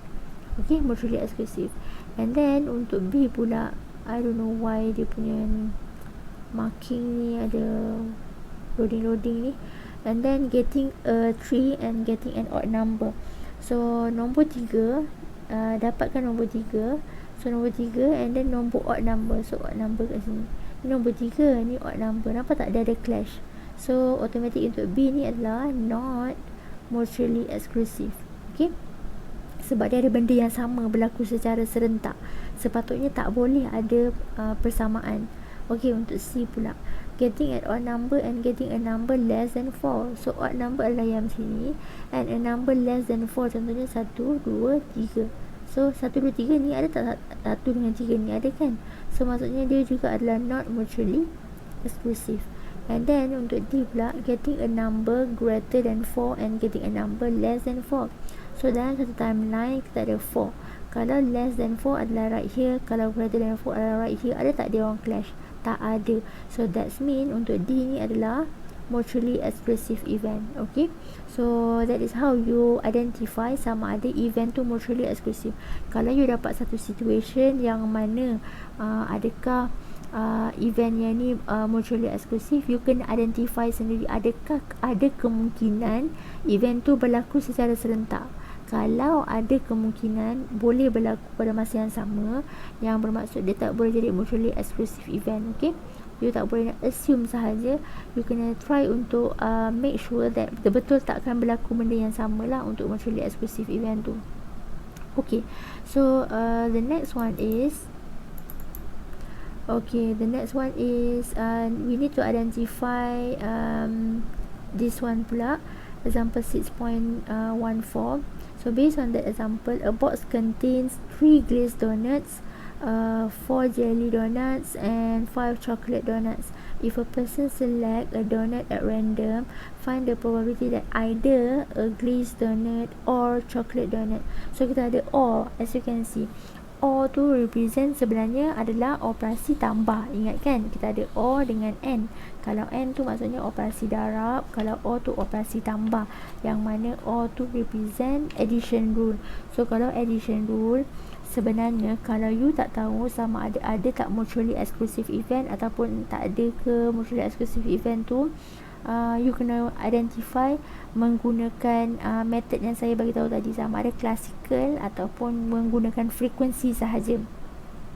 Biasanya classical lah. Classical kan kita nampak tadi, yang mana yang intersect, yang mana yang tak intersect.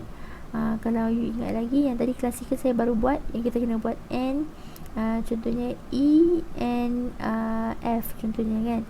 So based on this one, berapa banyak yang intersect you kena senaraikan dulu, and then baru you dapatkan N, E and F adalah sama dengan ada berapa, 15 contohnya. So barulah ambil N, S, and then you nak dapatkan kebarangkalian ni, contoh 30. So you buat 15 bagikan dengan 30. So ni adalah dia punya kebarangkalian. Tetapi bila kita nak gunakan this one adalah condition yang bila dia tak bagi tahu mutually exclusive tu. Okay, so bila dia tak bagi tahu, yang mana you kena cari sendiri mutually exclusive tu. And then bila dia ada condition, barulah macam ni kan, you boleh assign yang dia adalah sama ada mutually exclusive ataupun tak. Okay, so for this one kita just assume sahaja, kita base yang this time you buat just menggunakan method yang biasalah.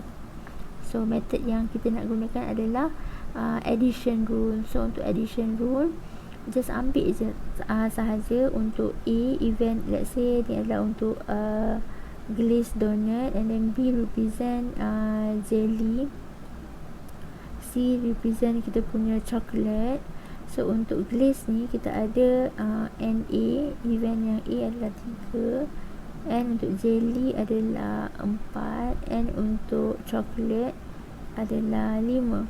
So NS semua which is 12. So bila dia nak soalan probability of A either, maksudnya tambah, probability of B, and then minus probability of A intersect dengan B. Okay, sebab dia mutually exclusive. Sebab kat sini glaze, jelly, coklat lain kan, benda yang lain. So kebarangkalian dia adalah you kena keluarkan lah untuk dapatkan A adalah 3 daripada 12, tambahkan dengan kebarangkalian untuk B which is 4 daripada 12, kena tolakkan dengan yang intercept tak ada. So just ambil je 7/12. So ni adalah dia punya kebarangkalian lah untuk soalan 6.14. Okay, so seterusnya, okay, untuk soalan 6.15, if A and B are two events such that, okay, dia dah bagi tahu dah kat sini. So untuk yang ini sangat senang lah, you just ambil sahaja nilai dia, yang mana apa yang perlu kita buat adalah pengiraan dia. So probability of A sama dengan 1/4, probability of B sama dengan 1/2, and probability of A intersect dengan B adalah sama dengan 1/8. So based on this one, kita keluarkan formula. Oops, sorry. Wait. Based on this one, kita keluarkan formula. I'm sorry. Dia dah macam-macam ni kan. Banyak sangat. Probability of A plus probability of B minus probability of A intersect dengan B. This one adalah probability of A union B. Okay, formula probability of A union B sama dengan, kena tambahkan dan tolakkan. So kita ada 1/4 tambah 1/2 minus 1/8 sama dengan ni. Okay, kebarangkalian yang kita nak, sebab soalan nak find PA union B. Okay, as you can see kat sini, find PA union B. Okay, bila find PA union B, you kena cari formula ni lah. So at the end, PA union B adalah sama dengan, you akan dapat jawapan 5/8. Okay, so for this first part 6.15, 5/8. Okay, so kita proceed kepada 6.16 pula. Okay, so for this 6.16, tukar color. 6.16 kita ada benda yang sama, probability of A dibagi 19/30, dan probability of B dia bagi 2/5, and then dia bagi tahu probability of A union B, tak silap. Okay, 4/5. Okay, based on this value, gunakan formula yang sama macam atas ni.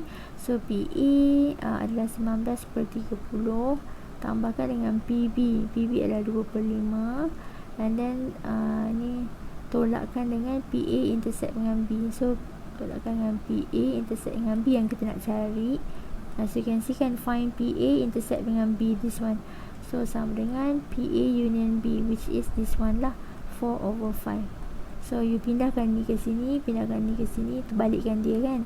So bila kita terbalikkan dia, kita akan dapat nilai ni lah, probability of A intersect dengan N. So probability of A intersect dengan intersect dengan N pula, intersect dengan B, which is equal to 19/30 tambahkan dengan 2/5.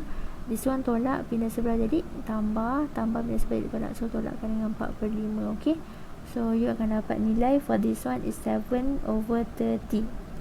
Okay, so this one adalah PA intersect dengan B. Okay, this one adalah for 6.16. Okay, seterusnya adalah 6.17 pula. So based on 6.17, kita akan proceed dengan 6.17. Given that ni, what is the probability of getting an even number of a number less than 5? So ni adalah sama lah, benda yang sama kan. So even number or a number less than 5. So event yang pertama adalah, let's say you assign dia lah, A adalah bila you get even number. So which is A, tandahkan terus, dia kata kat sini kan, even number adalah 2, 4, 6, 8. And then untuk B pula adalah event untuk you dapat number less than 5. Okay, bila less than 5 maksudnya kita akan dapat 1, 2, 3 and 4 only. Tak termasuk 5 sebab less than 5 kan. Dia kata OR, which is OR. Okay, so bila OR je yang bermaksud dia adalah hasil tambah. And then based on this one, you kena detect dulu yang mana yang intercept. Yang intercept adalah 2 dan 4. So 2 dan 4 adalah benda yang intercept. So keluarkan NA adalah sama dengan ada 1, 2, 3, 4 kan. So 4, NB sama dengan 1, 2, 3, 4, 4 juga. And A intersect dengan B adalah 2. So bila you nak dapatkan kebarangkalian untuk rule yang ni, which is addition rule, kita kena gunakan PA plus PB tolakkan dengan PA intersect dengan B. Tapi sebelum tu nak kena dapatkan dulu NS. NS kita adalah, so based on this one, 1, 2, 3, 4, 5, 6, 7, 8. So kita ada 8. So probability of A, which is this one kan, 4/8 tambah 4/8, which is 4 juga. And then tolakkan dengan yang intercept, which is yang sama 2 dengan 4 saja kan. So maksudnya 2/8. And then yes, so 4 tambah dengan 4, 4 tambah 4, 8, 8 tolak 2 sama dengan 6, 6/8. So kita akan dapat 2 kali 3, 6, 2 kali 4, 8. So kita akan dapat 3/4 lah untuk kebarangkalian this one. Okay, so you need to make sure that you really understand on how to keluarkan dia punya number of element, barulah keluarkan dia punya kebarangkalian. Okay, so for this one is example 6.17. Last one is example 6.18, which is based on multiplicative rule. 18 and 19, excuse me. So we have another 2 example.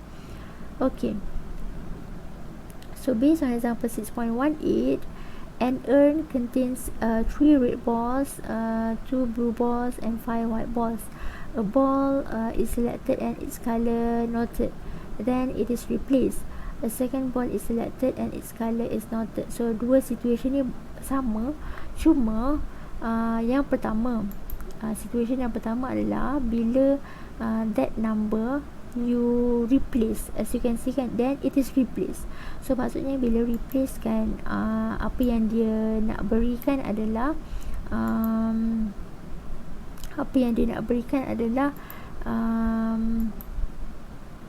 contohnya dia dah ambil warna merah and then dia replace, maksudnya dia pulangkan balik. So bila pulangkan balik, that's mean you akan dapat benda tu balik, rate tu balik. Okay, saya tunjukkan macam mana cara two different things. Yang mana yang pertama yang dipanggil sebagai independent, Yang kedua dipanggil sebagai dependent event.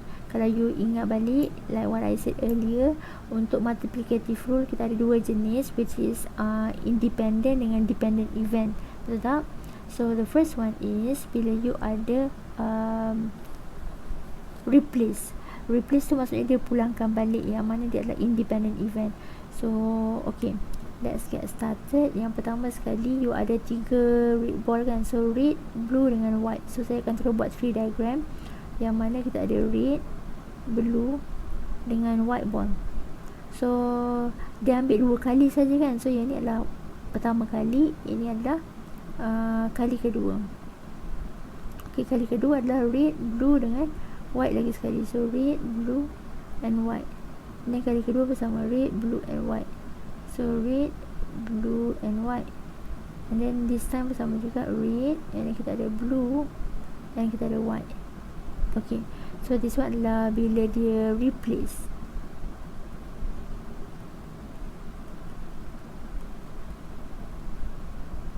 Maksudnya dia pulang balik.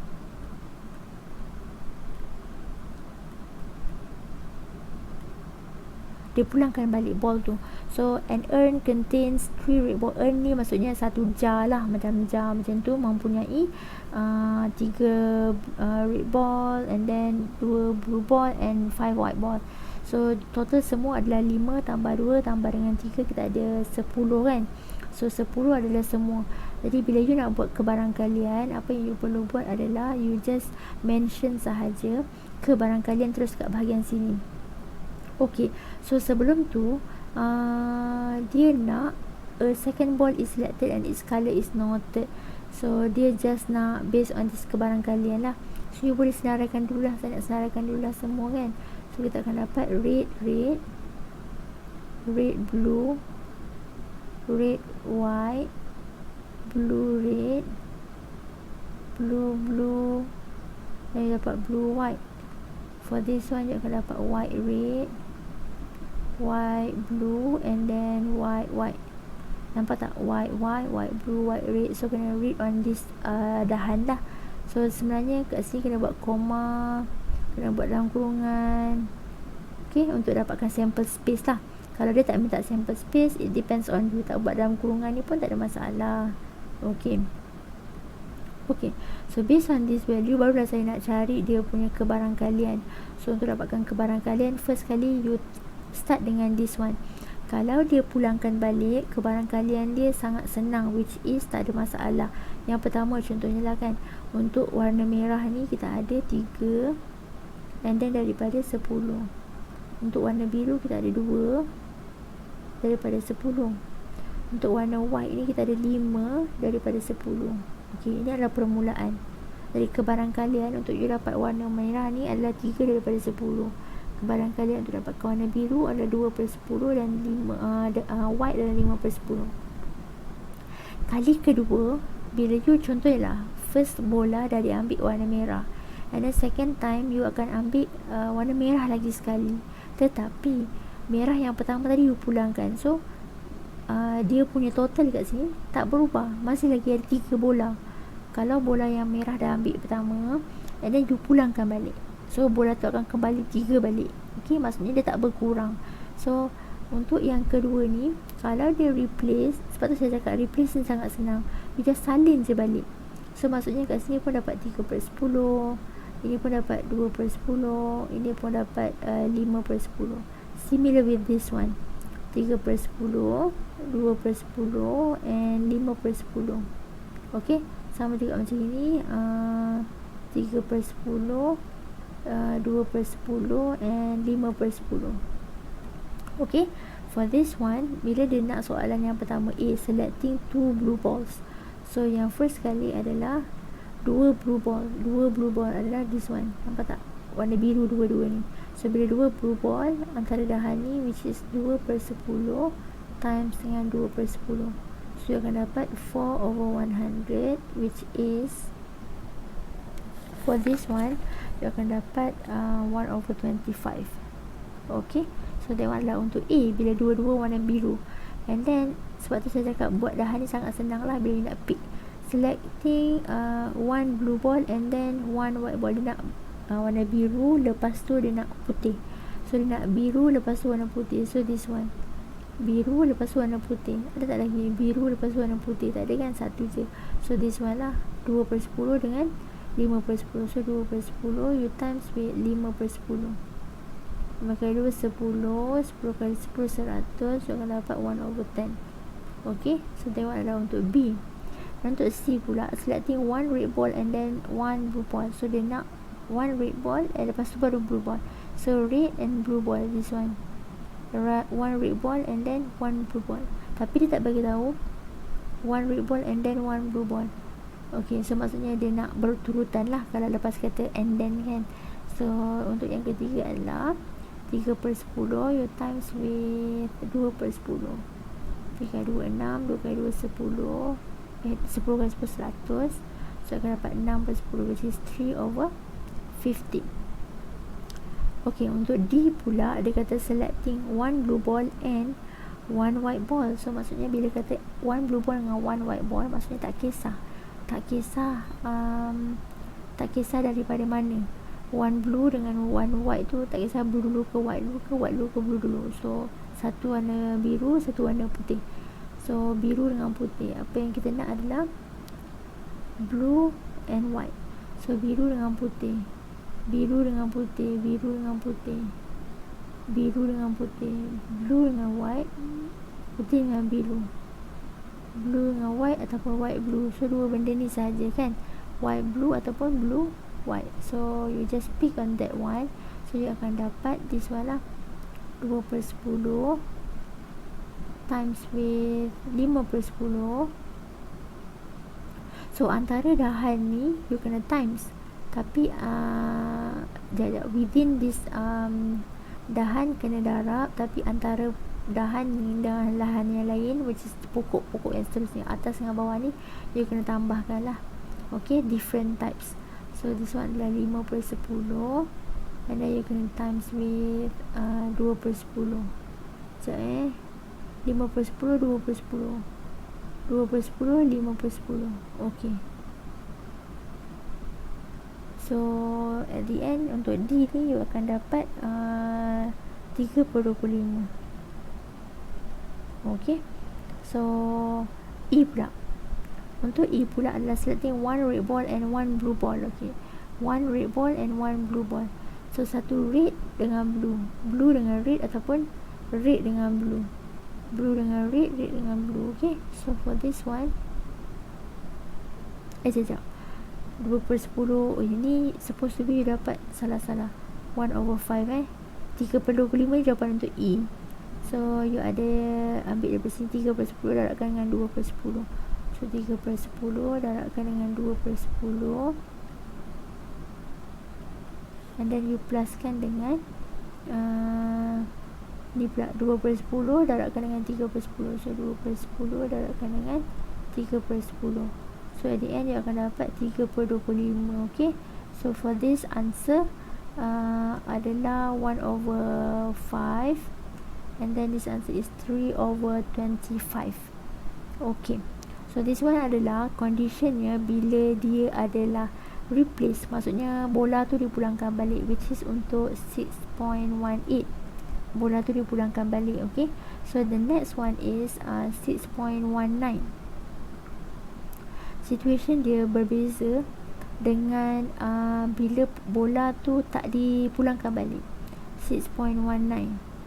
Okay, bila bola tu tak dipulangkan balik, for example kita ada blue, red, blue je delete dulu, kena ikut turutan, nak compare kan nanti kan tak sama.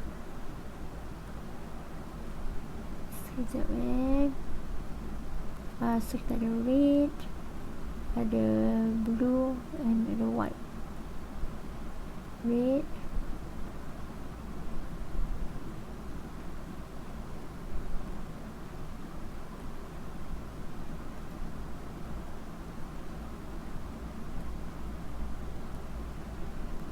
so red, blue, red white, blue red, blue white, white red, white blue dengan white. Okay, you kena buat elok-elok lah this part.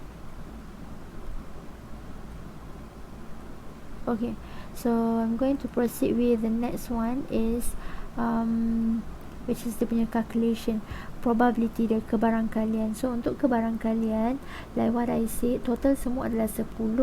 So kita akan start dengan benda yang sama, 3/10, 2/10, and then 5/10. So this one adalah untuk white lah. Okay, this one is apabila condition dia not replace.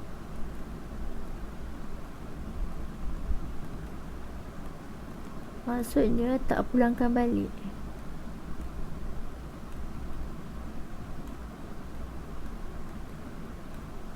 So bila tak pulangkan balik, maksudnya untuk yang second times dia ambil ni first time dia ambil, second time dia ambil, benda ni akan berkurang.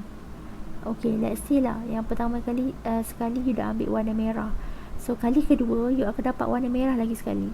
So that's mean bila kali pertama you ambil warna merah dah berkurang, daripada 3 dia jadi 2. Betul tak? Okay, at the same time 9 lah, nampak tak? Tapi semua ni akan jadi 9. So you boleh just buat jadi 2/9/9. So untuk second time ni memang kita dah ambil lagi 1. So kebarangkalian dia jadi per9 dah. Tetapi yang depan-depan ni yang berbeza. So let's say untuk yang pertama you dah ambil warna merah kan, and then yang kali kedua you ambil warna merah lagi, tapi based on previously warna merah dah berkurang, tapi warna biru dengan warna white ni masih lagi sama. So warna biru masih lagi 2, warna white pun masih lagi 5. Okay, let's say kita ambil situation yang kedua, warna biru. So kalau warna biru ni you ambil untuk pertama kali, dan kali kedua warna biru dah berkurang, so warna biru tinggal 1 je pilihan. Tapi bila kali pertama you ambil warna biru, kali kedua you dapat warna merah masih ada lagi 3, so tak terusik lagi. Sama juga macam warna putih. So warna putih masih lagi tak terusik, so dia masih lagi 5. Okay, this one pun sama juga. Untuk this one, yang pertama sekali you dah ambil warna putih, so kebarangkalian bila you dapat warna putih adalah 5/10. Tapi kali kedua you nak ambil warna putih lagi sekali, so putih tadi sebelum tu dah berkurang, daripada 5 dia jadi 4 dah. Tapi yang lain masih kekal, sebab yang lain kita tak ambil, kita ambil warna putih kali ni kan. So yang lain masih lagi ada 3, masih lagi ada 2 kebarangkalian dia. So this is how it looks like lah. Macam mana dia berkurang tu, you kena hati-hati based on not replace ni. So yang ni dia panggil sebagai dependent event. Maksudnya dia bergantung antara satu sama lain. Antara dahan ni, kalau ni berubah, ni akan jadi berubah. So tu yang jadi dependent lah. So based on the question, as usual lah, kalau question dia ask you to find 2 blue balls kan, macam soalan yang tadi kan. So 2 blue balls adalah yang inilah. So just ambil je 2/10 times with 1/9. So you akan dapat 2/90, which is 1/45. Okay, so for B pula adalah 1 blue and 1 white. So 1 blue, lepas warna biru, and then warna white. Okay, this one. So kita ada 2/10 times with 5/9, and then you akan dapat 2/10 5/9 kan, 1/9. Kita akan calculate terus lah. 5 kali 2 10, 10 kali dengan 9 90. So 10 bagi 90 dapat 1/9. And then untuk yang C pula adalah selecting 1 red ball and then 1 blue ball. So red and blue, red and blue adalah this one. Okay, so 3/10 times with 2/9. So you will get this value 3266 per 9, which is 1/15. 1/9. Okay, 26. Oh, this one is 90. Okay, so tu jadi 1/15. Okay, 90 9 kali dengan 10 90. 6 3 2 6. 6 kali 6 bagikan dengan 90. Okay. Dan untuk D pula, selecting 1 blue and 1 white ball. So for this particular question, dia nak blue dengan white, tapi dia tak beritahu susunan. Dia nak yang penting satu biru, satu warna putih. Biru dengan putih, this one. White dengan biru, biru dengan putih, putih dengan biru, biru dengan white. Okay, so this one, and then you buat balik lah. So for D, you supposed to be kita ada 2/9. Okay, 2/10. Salah, 2/10. 2/10 times with 5/9 plus 5/10 times 2/9. So this one you akan dapat 2/9. And then for E pula, dia nak red dengan blue, right? So red dengan blue, red adalah red dengan blue, red dengan blue, and then blue dengan red. So this one lah. So ambil sahaja hasil darab dia adalah 3/10 times with 2/9. Then you need to plus another one is 2/10 times with 3/9. Then this part you akan dapat 2/15. Okay, so this is how bila you dapat kebarang kalian yang not replaced, tak dipulangkan balik. So two situation lah. The first one is bila it is replaced, and the second one bila then it is not replaced, tak diganti balik.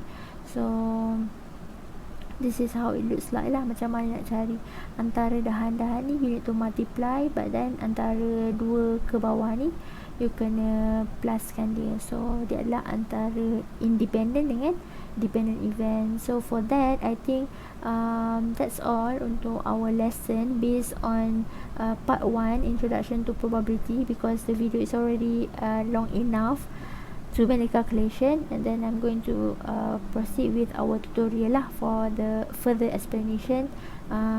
If you have any question based on this one, you can just ask me.